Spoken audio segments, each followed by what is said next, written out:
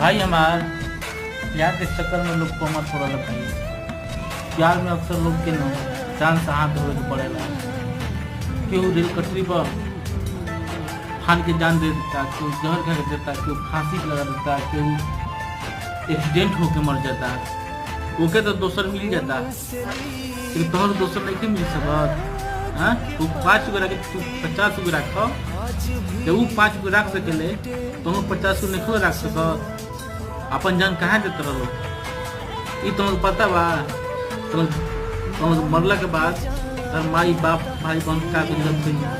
हाँ जे 9 मास पेट में रख के पोस पाल के 18 साल 20 साल 25 साल करता, उनकरा का गुजरत है भाई।